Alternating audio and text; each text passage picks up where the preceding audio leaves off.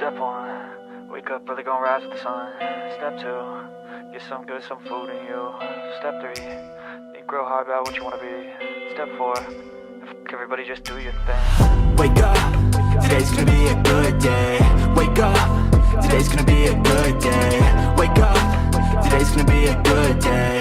Wake up, today's gonna be a good day. Wake up, today's gonna be a good day. Wake up, today's gonna be a good day. Wake up, today's gonna be a good day. Wake up, today's gonna be a good day. Good morning. Welcome to Good Morning Crypto on the Piper Academy channel. Today, we're going to be going over Mr. Beast pumping and dumping on a lot of fans for a lot of money. Apparently. Allegedly. We'll see. We'll get into that article. I was just about to say allegedly. Allegedly. We'll get into that. That is, of course, my wonderful co-host, BC Port Corp. How are you doing this morning, man? Doing all right. It's gonna be a week. It's right there at some key levels, so we'll see what happens. I was super happy about the moves yesterday because I got in at the bottom before it all took off. But I don't know. I think I'm gonna get another chance to buy again. So I think you are. I'm not too happy.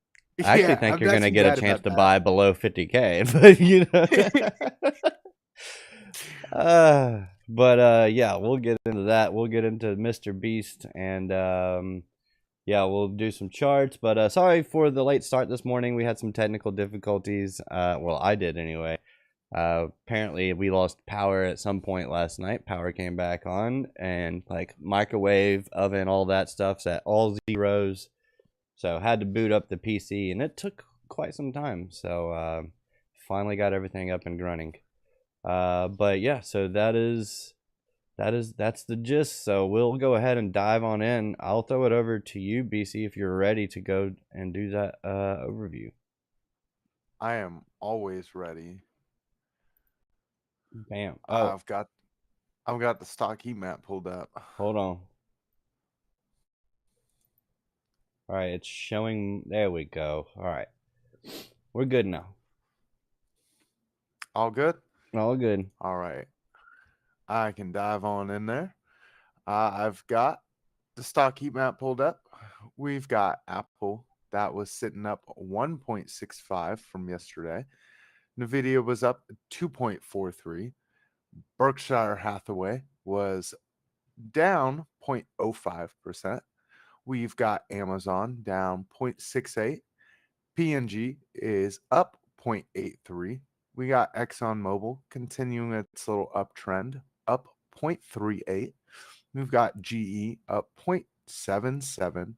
We've got United Health Services up 1.23. Tesla sitting up 0.62. We've got Eli Lilly down 0.27%. And Microsoft sitting up 0.68, and Google's up 1%, and Meta is up 0.8. So kind of a sea of green overall. Crypto, on the other hand, is not a sea of green. We've got Bitcoin down 0.54% after its big move up yesterday. Ethereum is down 0.57. We've got Solana down 1.55. We've got Tron down 1.18. XRP is down 0.6. Toncoin is down 0.38. Cardano doing the opposite of everyone else, up 0.41, but still at that pretty stable 36-cent range.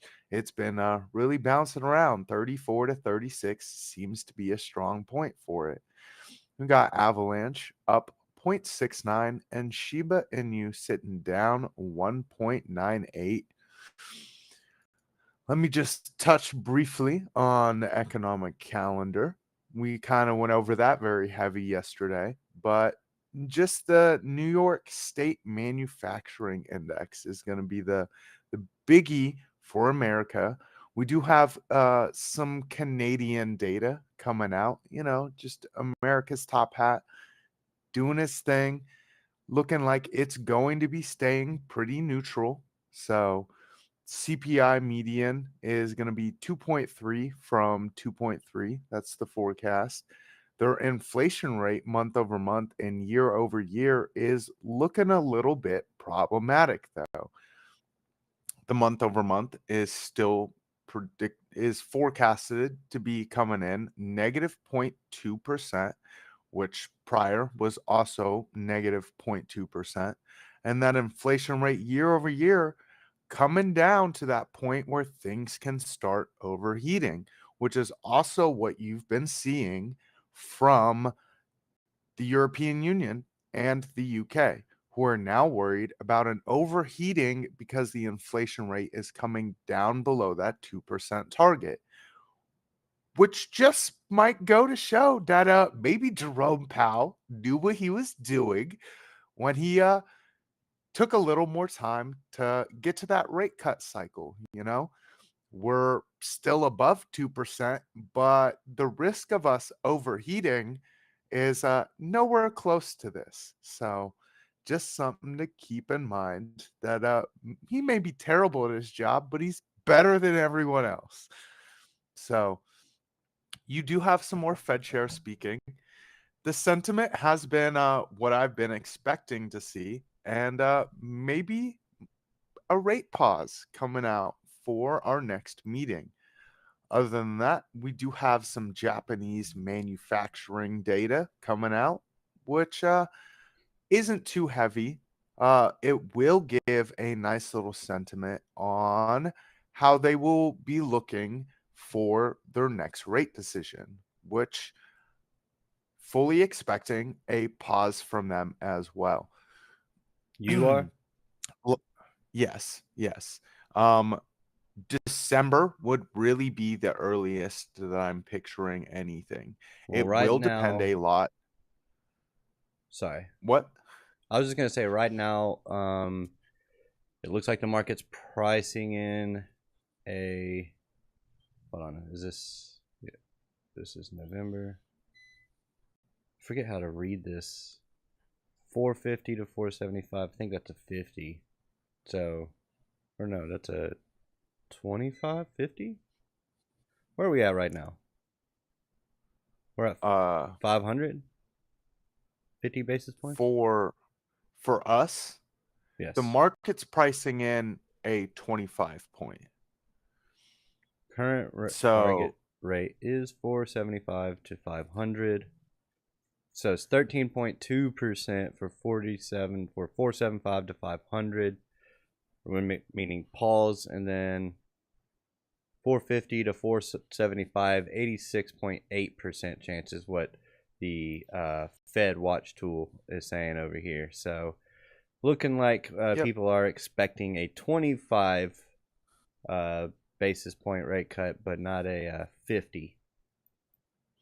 Yes, which I mean, that totally be fine as well, which would also keep Japan from hiking, and it would put us kind of ahead of other countries in the rate cut cycle.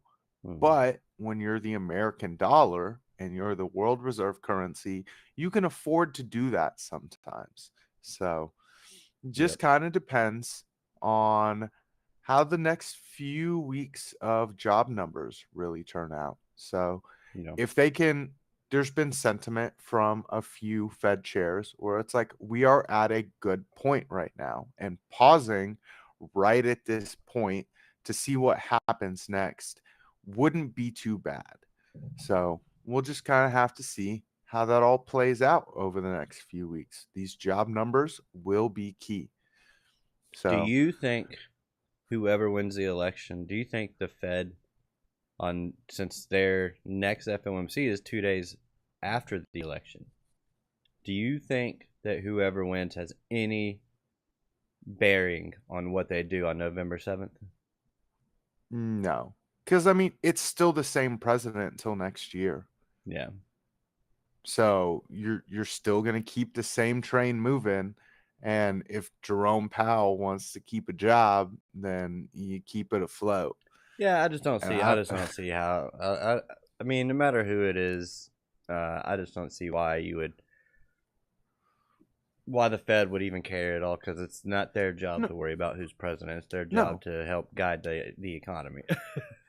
So like their whole job is to on the back end try to keep everything afloat that someone else is spending the money for. So Right.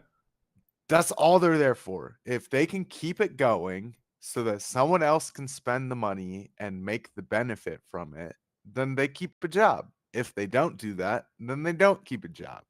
So he's done an all right job on the back end of fixing someone else's spending problem. And we all know who the spending problem really is. It's those politicians. So we'll kind of I was see gonna say, you better if he not say can one way or the other, continue because they that. both spend. Oh yeah, they're both terrible They about both it, love which is spending. why yeah, let's get them both out of there because they're both screwing everyone else. Yep. But yeah, we'll kind of see how that plays out. I do have the liquidation heat map pulled up. It kind of glitched out on me. I had to refresh that. But it looks like most of the liquidity for the day is sitting above us at 66.5 to 66.7. So That's where you if you short drop it, from, by the way. yep, yep, Not yep. financial advice. That's where you short from. Okay. And again, if you pull up the 3 day, the liquidity still sitting in that range. There is nothing really below us to really scoot for. So you do have some light hot spots at 66, 64.3, and then again at 65.1.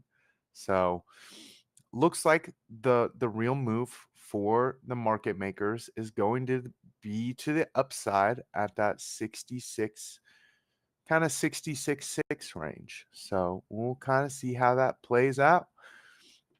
We do have the fear and greed for the stock side down a point, but still in greed, 75 on that fear and greed. On the crypto side of things, after that big, kind of big move up, we are now up 17 points, which is not what I wanted to see. I didn't want to see like People getting moves. too Yeah, greedy. exactly. It kind of ruins my sentiment for what I wanted to see and makes me feel that we could definitely see a little more downside. Bro, That that go on to X and start posting anything negative about anything, especially like meme coins, and you are going to get hammered. People will call you the R word. They'll call you super regarded, and they will poop all over you.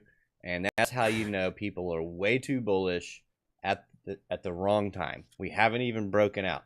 Like it's nope. like, all right, if you guys want to play this game for the sixth time, let's do it. But anyways, I'm always down to play games. Just not with my money, you know? yeah. Yeah, it what was it? 3% move up and up 17 points on the fear and greed to 65. That's worrisome. That's Mm-hmm. very worrisome when it took a 10% move to the downside to get down from we were sitting at like 50 to go down 20 points. So that's kind Yep. of more in line with what I wanted to see. And a 3% move up, I kind of wanted to see us, maybe hit up 5 points, Yeah. Be stay hesitant, neutral. Yes. And that's what you kind of want to see. This is definitely more worrisome to me and definitely has me think that there is a lot more downside potential than people really thought. And, you know, we didn't really think that. We have kept true with our downside targets. Mine moved up a little to that 48 to 51 range, but we've definitely had those downside targets, and that kind of confirms it for me. yeah. And before we get over into the article, let's just go ahead and say hello to chat. I want to say hello to Domination 3812. He said, "Good morning, gents. Good morning." ALJR here almost every morning. Good morning, good morning. We have Al. Is that Al Jr. by the way? Michael Kilo, Michael Kilo. Darren does things. What's going on, DDT? Buck Marine. Thank you for your service, sir. And Falco. Oh, and Alexander G just popped up. Good morning, good morning, good morning to all of you. Now, back over to BC Corp for today's headline. Oh yeah, it's a doozy. I'm kind of glad that this came out because I feel like it'll get some clicks just tied to Maybe. look at what we did. Mr. Beast pump and dump. The fact that it just says Mr. Beast is like super clickbaity, but Yes, sir. whatever. I'll go with it. Hey, it's in the title, So, bro. oh, I know. Mr. Beast allegedly reaped $10 million promoting and dumping altcoins. Mr. Beast, one of YouTube's most popular creators, has been accused of participating in cryptocurrency promote and dump schemes that have allegedly earned him more than 10 million.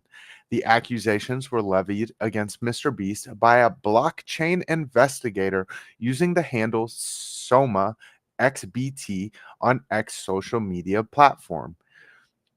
An investigation into Mr. Beast, how he allegedly made 10 million by backing low cap IDO crypto tokens promoted by influencers like Lark Davis, Crypto Banter, KSI, and others.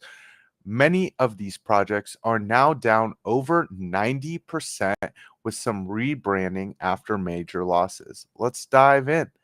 According to Soma XBT, the allegedly made 10 million by backing low cap IDO crypto tokens promoted by influencers like Crypto Banter, KSI, and others. Just saying the same Promote stuff over and again. dump. Yep.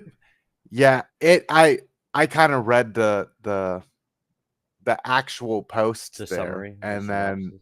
Oh, yeah, that shows the. Okay, yeah. yeah, it's so like this was the actual post, and then he summarized the actual post, and I didn't realize that until I was halfway through. Gotcha. So if you didn't know, now you know. So promote and dump. Sonoma's XBT's investigation alleges that Mr. Beast invested $100,000 in a project called Super Farm DAO. He then supposedly used his status as an influencer to inflate the project's related super token before dumping his shares. This, according to Soma XBT, led to Mr. Beast exchanging millions of dollars worth of super into Ether and moving it through several wallets before he ultimately wound up profiting more than 9 million. Cointelegraph reached out to Mr. Beast's media team for comment but didn't receive an immediate response. Soma XBT went on to describe similar activity by Mr. Beast in allegedly promoting and then dumping assets associated with the Polychain Monsters, Stacks, VPP, and ShopX projects. Destruction of value. It is unclear at this time whether Mr. Beast willingly or unintentionally misrepresented his stance on the projects. None of these statements seen by Cointelegraph demonstrate Mr. Beast indicating a long-term commitment to them. However, the alleged actions are part and parcel of a larger debate unfolding throughout the cryptocurrency community. As Cointelegraph recently reported, many industry insiders believe that pumping and dumping low cap tokens is detrimental to the cryptocurrency community, and there has been no shortage of vitriol aimed at those who participate in such schemes. Masar Data and engineer Mike Kremer, for example, recently sounded off on the subject on August 19th newsletter, saying that this activity destroys value to both the project itself and cryptocurrency sector in general. There's definitely a word I'm not going to say in here, but here insiders or cartels create tokens like this one right here, hype them up, and lure retail investors into bidding on these revolutionary new assets. Another popular investigator, blockchain sleuth Zach XBT, recently slammed crypto influencer and trader Ansem for allegedly promoting low cap tokens and facilitating a string of meme coin pump and dumps.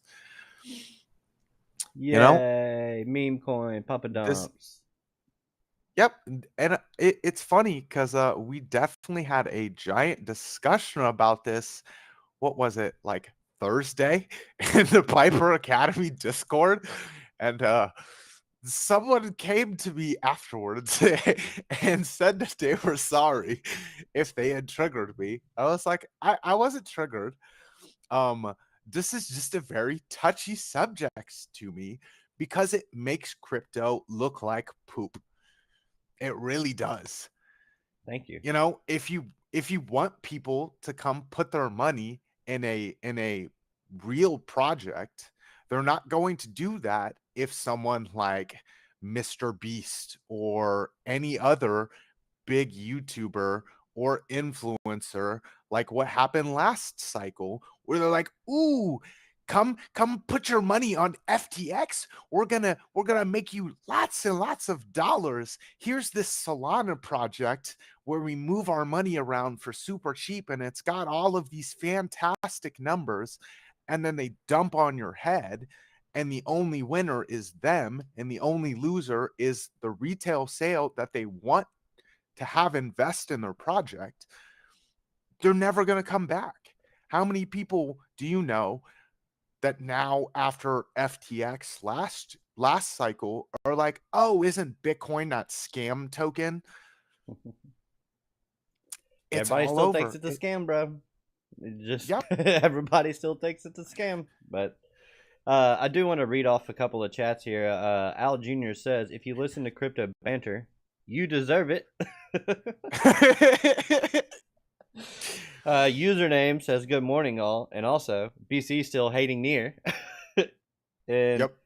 on Bseft says, why do you hate Near?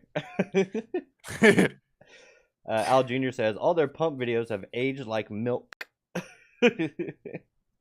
Yeah. On Bseft, really that's what have. I want to know. BC hates Near for no reason. Who is BC? It's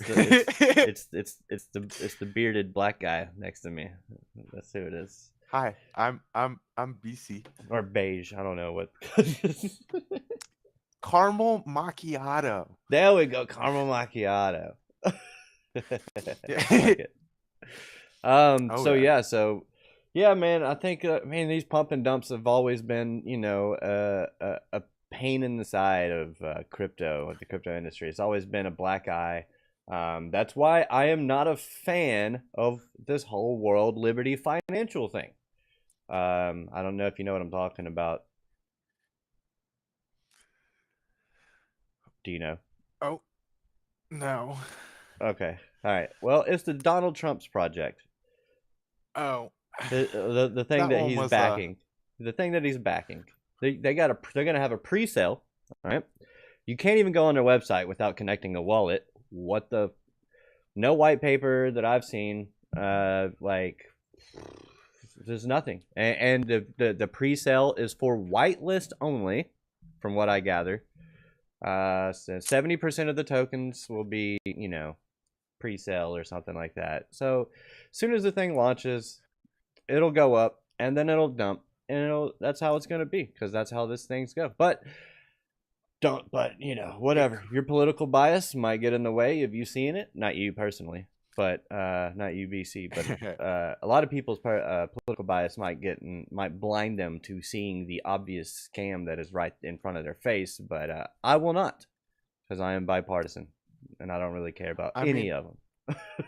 it'll probably end up being a lot like ICP, and they had an original launch, but before their original launch, it was just sold off to pre-sale, where here we go, here's our evaluation of the project. We have millions and millions and millions and millions of people who bought in before anyone else could legitimately buy the project, before there was any white paper, before you knew what the project did.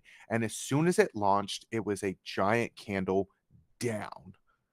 So anyone that initially bought as soon as they were available to with the public got screwed, because it Mhm. is never, ever, ever, ever seen that price again. And I don't think it ever will. Yeah, I just don't like it. I don't like so many red flags, and it's just like, Oh well, yeah. I mean, if you guys don't want to call it out, I mean, that's on you. That's why I don't buy projects until they have launched and hit their initial dump, and Yeah, then I'll get in. Well, it's yeah, like, yeah. show me what the upside potential is, so I have a target to sell at, and show me what the bottom side potential is. That way, I kind of know where I can layer back in at. Other than Man, that, I just leave new projects alone. poor ICP holders, man. They waited for after the initial dump, and it just kept on dumping. It's like, that's how it goes Well, sometimes, I guess. that's why I don't like ICP and never will again. It kind of Well, rude. It's a decent project. Don't get me wrong. It does real numbers, but so that what's that? that, that So it said, wait, he is black too? Says Buck. it And kinda. someone said, Unbesoft, the guy talking on the right, he is anti username.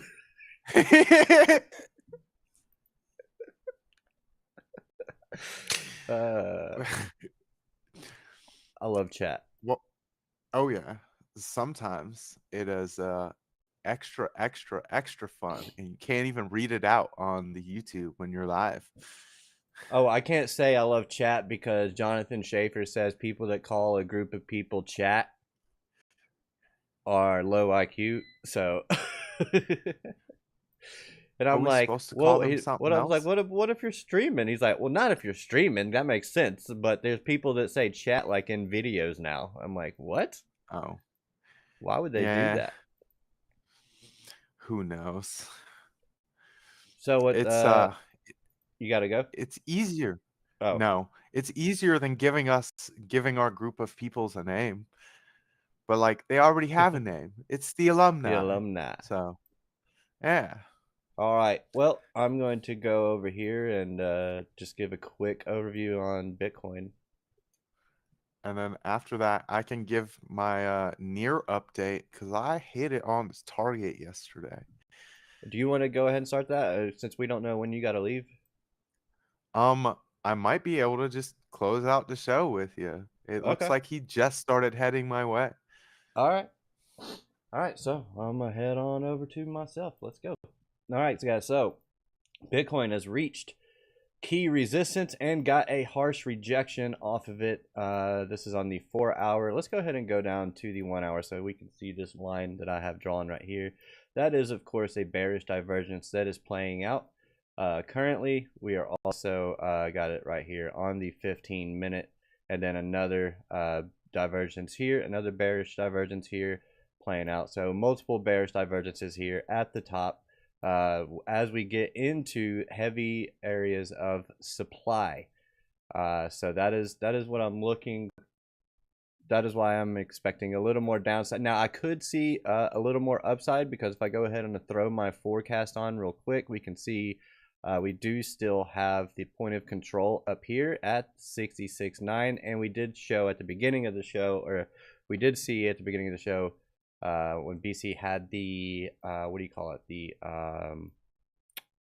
liquidation heat map up, that we did have some stuff up here. Now I do want to point out that I've decided that I wanted to keep this here because even though the market structure is kind of, not kind of, the market structure has deviated.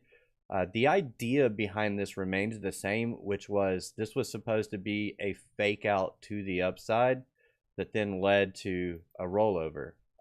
So this whole thing right here, nothing about that change that. So, and the fact that these legs right here, this leg right here, and this leg right here, the fact that those two are about equal in length, and if this breaks down and touches at all, it touches 63, 350. If we come down there and we touch that, that's an ABC, man. That's an ABC to the upside.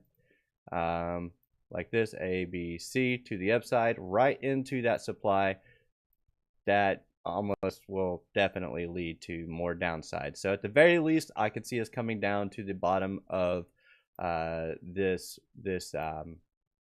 wedge, but that's where I think things will really show their hand. Once we break that lower support, if we do, look out below. I think we're gonna go down and sweep that 49K. Let's go ahead and look at the Vela chart real quick, and then I'll throw it over to BC. So another thing that you can look at here, guys, is we can see that as we get into that supply area, we start seeing spots starting to sell off. Perps are still sitting up high. Our open interest still sitting high, but our spot is selling off at the high. That's just another more confluence that we're starting to see some sell off here at the highs. So just be careful if you are planning on doing any longing. Make sure they're short for now. We have not broken anything of significance. 70K is the thing that we need to break. Not 68 something, not 60, 70K. 70K is what we need to break and close above. If we don't get that, I am not logging. Rather, I am not bullish because we are still within the range, and until we break from that range, that's just how it's going to be. So, throwing it over to you, BC, since we just have a few minutes left. All right. Well, I've got near pulled up. As you can see, we ended up making some moves up. As I had said, though, we would probably end up pulling back down to that 50% line on a fib retracement. And that's exactly what we did before making a little bounce off of it. I hoped that we could see more of an upside. Can you do me a favor? Can you do us a favor? Yeah. Can you do the thing on the right that makes the candles go up and the thing on the right that makes the candles like spread out like high, like longer. Yeah. Like that. Now we can see. There we go. So you can kind of see we had made that move up. That was yesterday. There was the 14th, the line on it. We were kind of paused here in the morning.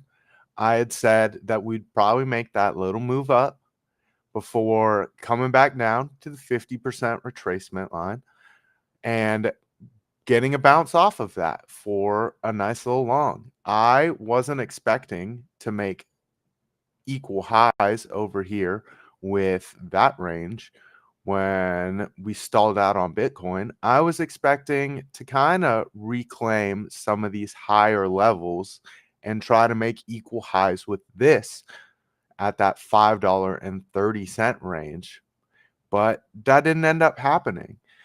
So it looks like we're going to come back down to this 50% retracement line sitting at $4.83 and maybe break down to the bottom side of that, reclaim some of the strength here that we kind of tested against on the bottom side, sitting at that $4.70 range where we saw a lot of buying pressure before making another move.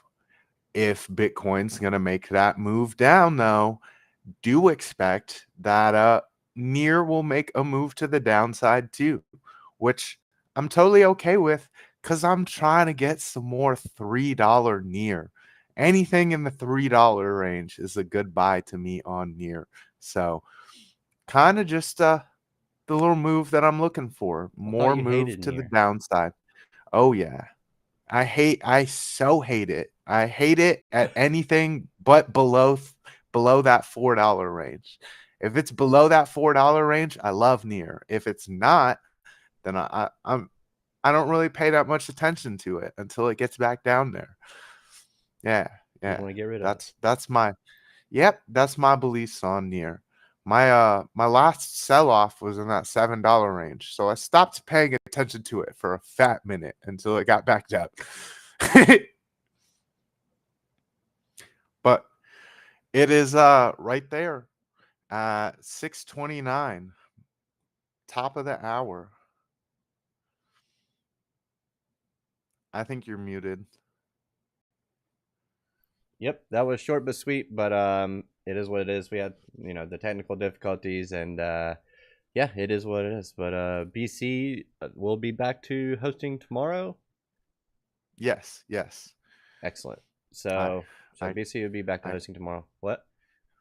yeah, I can totally start the show at 5:30 and you just hop in as soon as you wake up Wake up. from your pack in. Yeah.